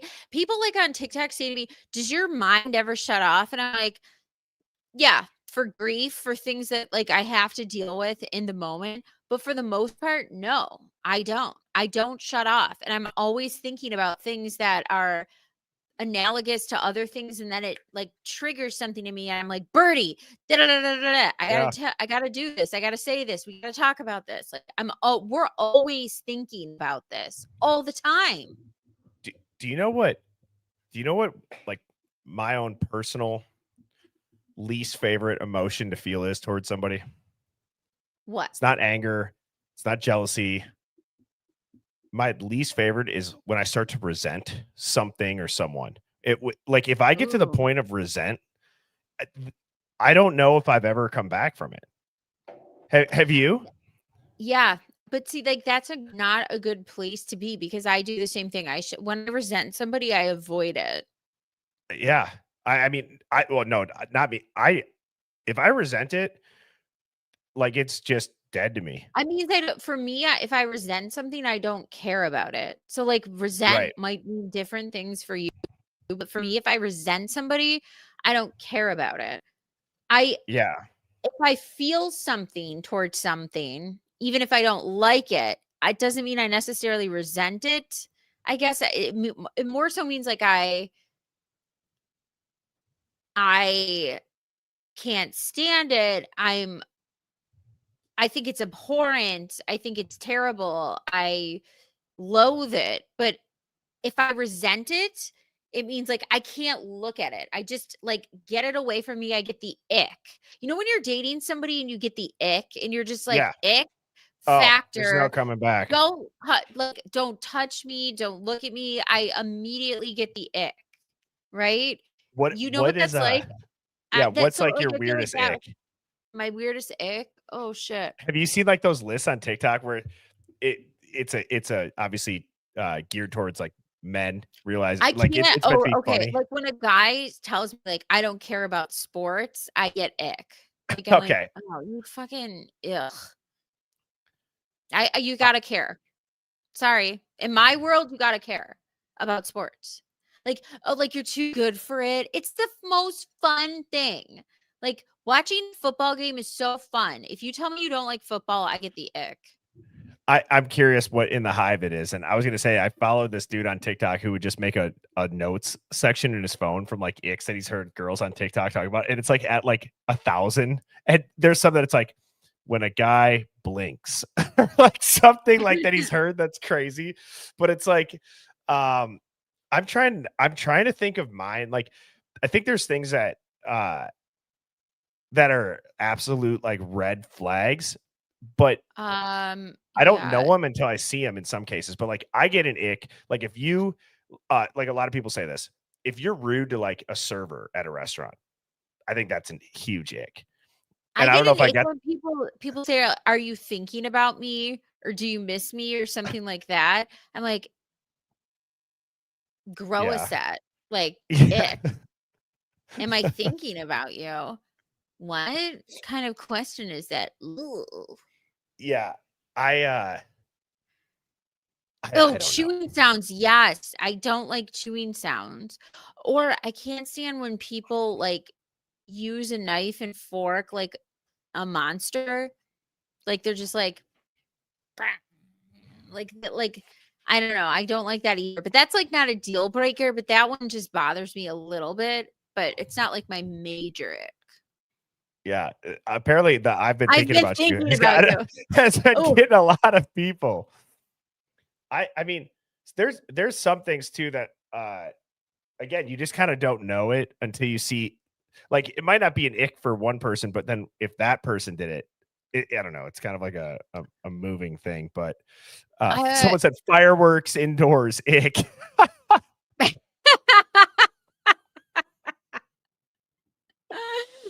Oh, not driving a reporting truck, murder. BO, yeah. Oh, I guess Smacking while you're eating, I'm trying to think. blowing your nose in a restaurant.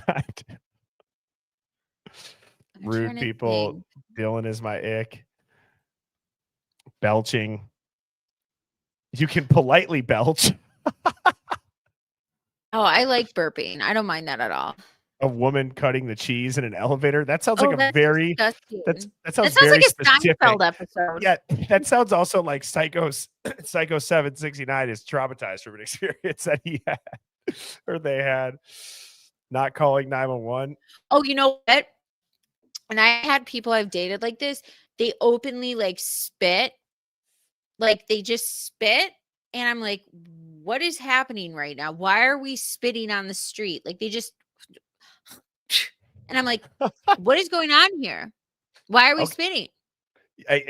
Yes. When I talk about the icks that I don't know until I would see it, Clapping if I was traveling with a girl and going on a trip and they did this, I'd be like, I have to take the next flight home. I can't do this, and we're gonna take separate flights. Like, or like, have you seen the icks where it's like, I could never marry into a family that does like a turkey trot, like a half marathon on Thanksgiving morning. That is not my family. I would like my yeah. I agree my with Italian.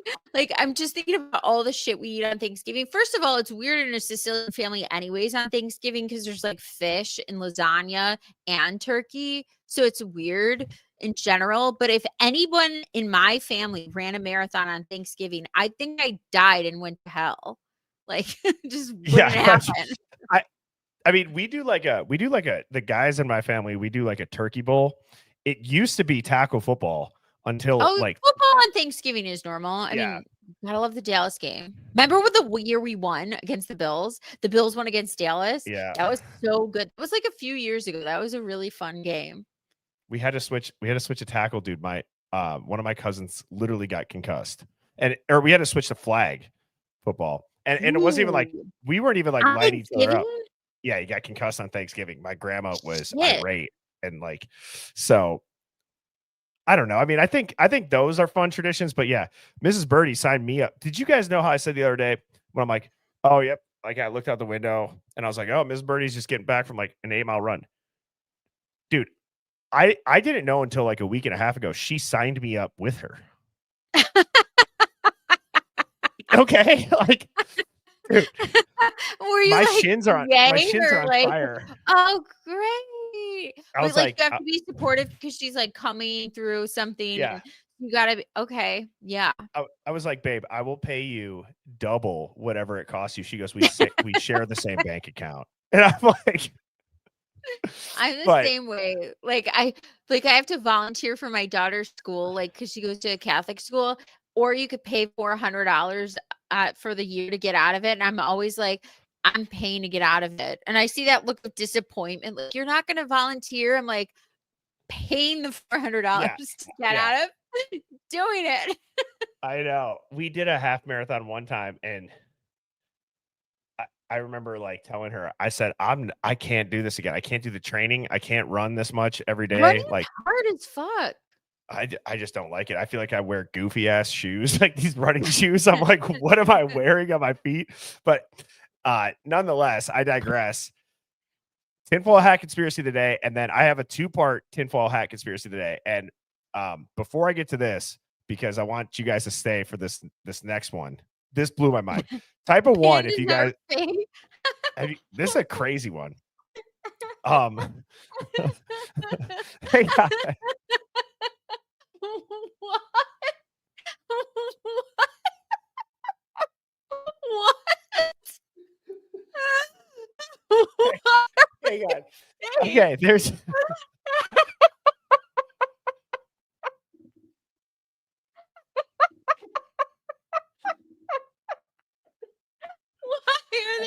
I didn't even mean for this to be funny. I mean, yeah. I am a shoe person when it comes to that type of stuff. But dude, like, I'm not even joking you. Okay. I did not mean for this to be so funny. Why is it in like Native American like laundry? I don't know. Like these are obviously mascots. Why is it crocheted? So, okay, I got this idea because there was a zoo that was like in Japan or China that they literally like something happened to their pandas and they had people wearing panda suits and visitors were going to look at them. Have you seen that? I swear that's a real thing. Have you like guys a mascot? Yeah. Thank you, Haley Bucket Fuss. Yeah. Has anybody else seen that? There was okay. Now I got to pull it up. I got to look up. See, now my YouTube search history, it's going to be like, what is this dude? Look at the fake. So like, you know how we go to Disney World and there's a mouse and his name is Mickey, but it's not real? Oh, is that what you're trying to tell me? Yeah. Well, so I actually, okay, there's so many of them, dude. In China has just been exposed for painting dogs to look like pandas. This is what risks are just so amazing that anybody can get away with. If this is so damn easy, like, just look at how adorable they are. The zoo in China has just been exposed for painting dogs to look like pandas. There's a lot. There was also another one, like a bear. I can't handle it. It denies the allegations. It's what the fuck is that?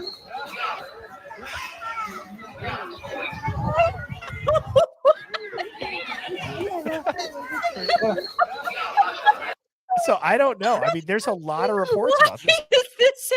During the May Day holiday, two pandas at the Taizhou Zoo in Jiangsu gained popularity for their adorable appearance, attracting many visitors. However, upon closer inspection, these pandas walked with a head-swinging motion resembling small dogs and are much smaller than typical pandas. This led to online jokes, with netizens commenting, "These two pandas somehow look a lot like dogs." Yes, you read that correctly. These two animals are not actual pandas, but rather panda dogs. They appear very similar to pandas, but are in fact small dogs that have been dyed. Attention of visitors. These were two doing this to me? I don't know. There's a lot of instances where zoos are apparently putting people in mascots. It might be a real problem. Okay. The video from Hangzhou Zoo captured widespread attention online. The footage shows a bear standing on 2 feet, its belly protruding prominently and stabilized, with noticeable wrinkles on its rear. The bear smiles and waves at the audience, suggesting it might understand simple English phrases. For instance, when a visitor says hello, the bear responds by waving back in a cooperative manner. Notably, when greeting visitors while standing, wait a minute. Why are they making fake bears?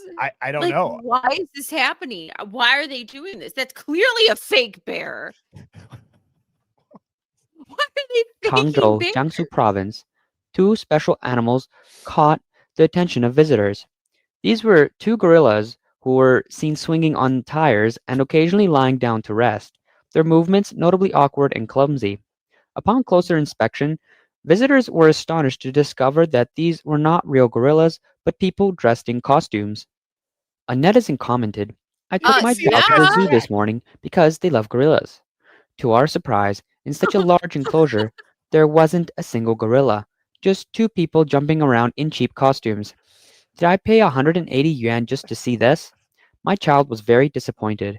The zoo is becoming less and less respectable. I mean, So I mean, what I didn't even mean for it to be that funny, but What? it's like, It's like a Darth Vader gorilla. so I'd be curious. Keep your head on a swivel at the zoo for some human-like movements. I mean, maybe that's what the Hive dives into after the Idaho 4. We start going around exposing zoos. We're like, that's a human. Why did that look like a hairy Darth Vader? It did. The mask was terrible. Why are they doing this though? Like, what's the point? I don't know. I don't They know. just need fake gorillas, fake bears. That bear is retarded. That was Zoo ridiculous. psyops. I mean, Jesus. I just Um, yeah, I'm gonna go those see were the bears. I mean, the convincing. people at the zoo. I was not You're right. expecting this to be the Hive. Like, Conspiracy today. You can have a fake AI girlfriend. A bear is the least of our problems. I don't disagree. But okay, this is actually trippy. And I just want to remind everybody. Before I put this next thing on the screen. This is a conspiracy theory based channel. Okay. And I want everybody to type a 1 if you guys remember anything or you followed Q. Just type a 1. That's going to give me a good side to see how many people in here followed Q. You're familiar with the Q and the anons, Sammy, at all? How I Q said drops 1. or Q posts? Okay. I'm a 1. I don't know what to make of this. My buddy had sent me a screenshot of this morning. So this picture that you're seeing is a screenshot of a different post. Okay. Okay. Dude. Okay. It's not going to be like Mexican bear in a sombrero, is it? No. Okay. Okay, check this you. shit out. I got to make this full screen. This tripped me out. Charlie's wife posted Psalm 46:1. Q drop 461. What makes a good movie or a movie good? Great actors. Charlie Kirk equal 105 equal movie good. That I lost my mind when I saw that. I'm like, is that a real fucking post?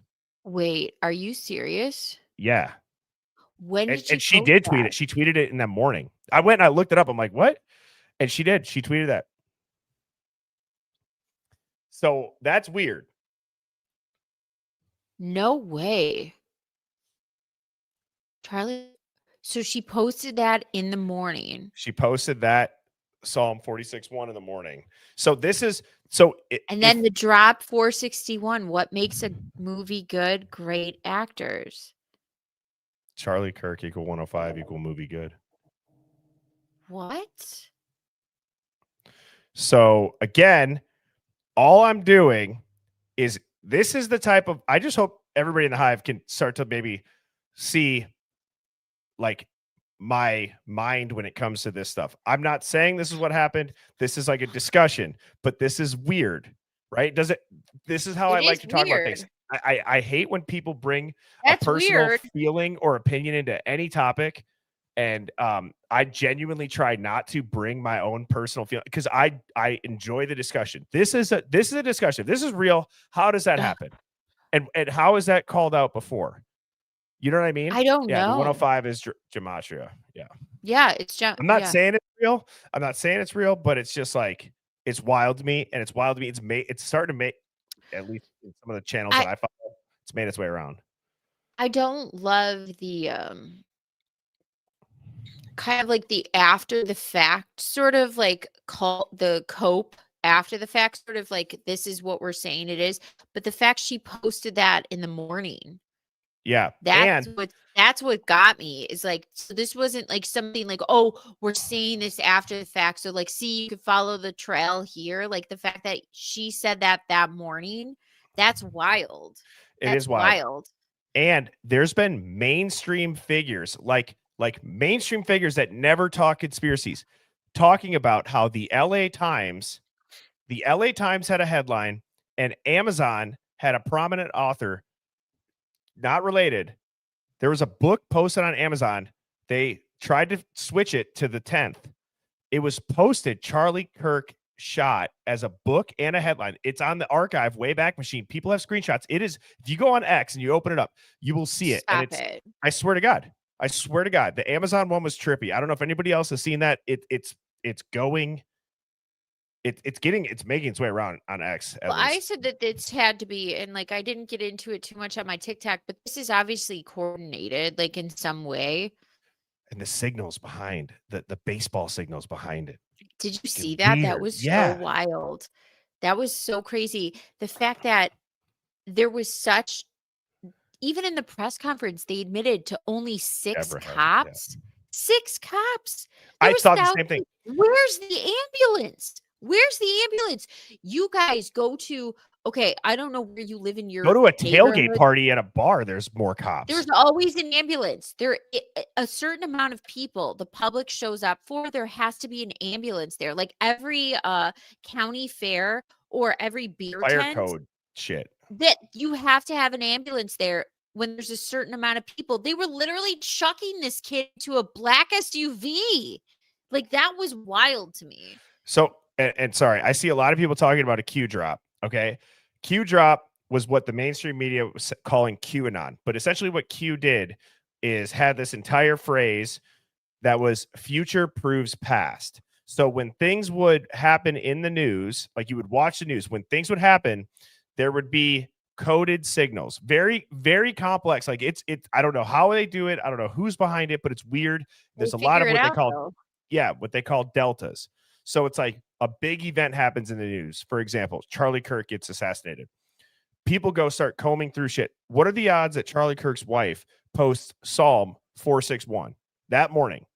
So then what's odd is when you look up Q drop that was posted years ago, it says, what makes a movie good? Great actors, Q. And then a lot of the Q drops have to do with gematria. And you look up Charlie Kirk, that's 105, and it says movie good. So crazy. And another Q thing is all about you're watching a movie. It's so mind-boggling to me that I can't explain it to somebody that hasn't like dove into it. And I just got goosebumps. Like that's crazy.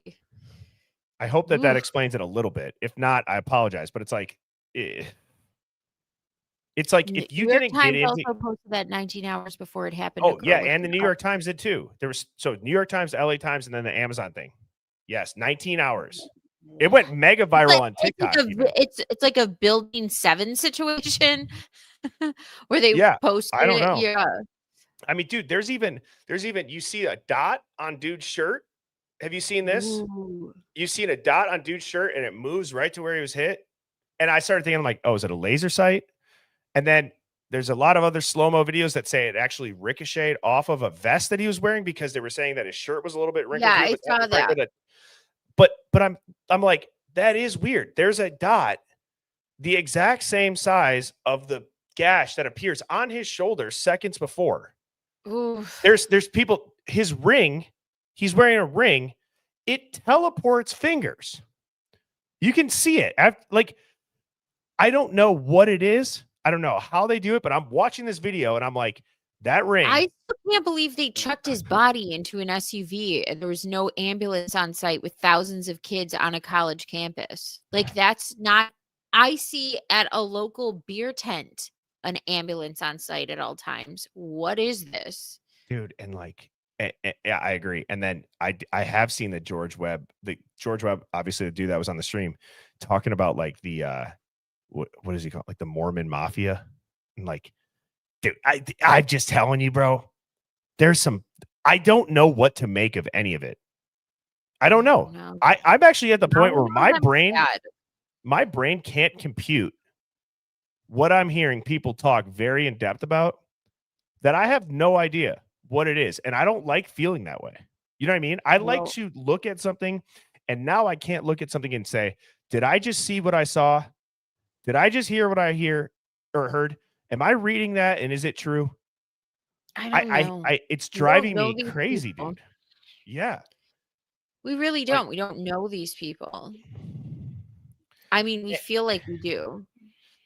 The other thing too, dude, is like, yeah, I feel like, yeah. Look, Miss Maggie said body transport to AZ and SUV weird. Like it reminded me of the Damar Hamlin situation a little bit. Dude, the Damar Hamlin ambulance. Let's see if I can find it. That's the weirdest thing ever. It's a box truck. I don't know what it is. They don't. And you know that like now the Bills have the ambulances with the number 3 on the back of the doors. Dude, like look at 3 this. and 3 on the back of the doors, which is there's no logo. Like I don't know what that is. It looks like it. I don't know. It certainly doesn't look like any ambulance I've ever seen. It's like I don't know. It's not the colors for the team either. Okay, when you look at this angle, tell me this shit doesn't look like a U-Haul truck.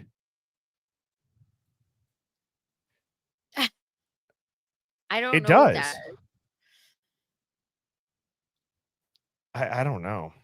And so again, Hive, I hope you all enjoyed it. At the end of the day, I appreciate everybody that tunes in here, everybody that keeps an open mind. I love everybody. I'm not trying to say that there shouldn't be shit that bothers you or pisses you off or that you disagree with. Absolutely not. But I hope that you guys can find time when we're in the Hive, find time in the Hive to be around open-minded people, like-minded people, have it be a little bit of an escape for the night and relax and wind down. And that's the goal that I'm going to continue to try to do. And that's the goal that I'm going to make sure that my guests try to do. So I hope that is what this is. And I will be back on tomorrow at, I'm not going yet, but at 9, what did I say? 8 a.m. Did I say 8 or 9? 8 a.m. You said 8. And 8 a.m. shout out tomorrow. to Sherlock Romes. Yeah, that was wild. So with that being said, Sammy, thank you so much. Thank you for sending me over the clips. I hope that everybody here has a great rest of the night. I'm going to go rewatch the Packer game. Nobody sent me the score. And you did a stream. You are incredible. I would never miss a Bills game. Well, I have my phone popped up here and I was like watching it on the little screen, but by the way, for our football fans here, how crazy was that game for the Ravens? But Bills versus Ravens. I didn't watch that. It was the most amazing game ever. 4.5 minutes. We came back. It was so great. It was so great. It was the best game I've ever seen in forever. It should have been a playoff game. It was storybook. I hope this is fake news right here. What? That is not a score. Is that really a score? Yeah, I hope not. But anyways, I hope you all sleep good, and I will be back in the Hive bright and early, 8 a.m. See you then. Thanks, Sammy. Cheers. Right. Bye, guys. Birds flying high, you know how I feel. Sun in the sky, you know how I feel.